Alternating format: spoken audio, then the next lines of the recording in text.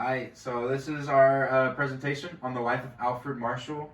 We have Breely, Brianna, Clay, myself, Matthew. So this is Alfred Marshall. Some pictures to see what he looks like. So Alfred Marshall was born on July 26 in 1842 in England. His father was a clerk and a cashier at the Bank of England, and his mother came from a very wealthy family. Marshall got his education from St. John's College, which was in Cambridge, and he earned the rank Second Wrangler senior year, which is the equivalent of a salutatorian. Marshall's interest switched from mathematics to philosophy after he had a mental crisis, which happens to the best of us. Yeah. But he first studied metaphysics, which led him to become more interested within ethics. Ethics then guided him towards economics. He studied the work of John Stuart Mill and other economists of the sort after graduating from Cambridge in 1865. Marshall began tutoring at the college, and he started studying economics on his own. Okay, and so as far as Marshall's love life goes, in 1868 he married a fellow student from Cambridge. Her name was Mary Paley. Mary was very talented in math and economics, and soon became one of the first female lecturers at Cambridge. As time went on, they ended up not having children. So to start off, Marshall's accomplishments. Marshall published his most famous work, Principles of Economics, in 1890. This is known as one of the most significant books in economic history. Marshall established neoclassical economics, which emphasizes the use of mathematical and statistical methods to describe trends in the economy.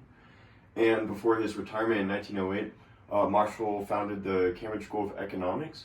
The school focuses primarily on empirical research and is known for its contributions to economic theory and policy. And continuing his accomplishments, in 1885, Marshall earned the position of Chair of Political Economy at Cambridge.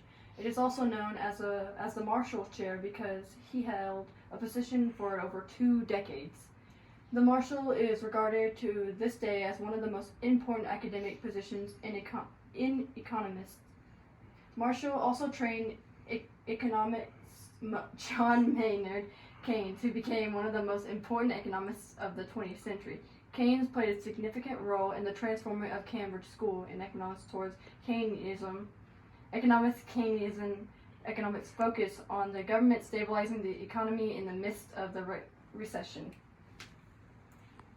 So some of Marshall's key concepts and theories. First one is supply and demand. Marshall proposed a theory detailing how prices are shaped through the interplay between buyers and sellers within the market. He stressed that production and costs are not the only factors that affect prices, but also the consumer preferences and the availability of substitutes also play a crucial role.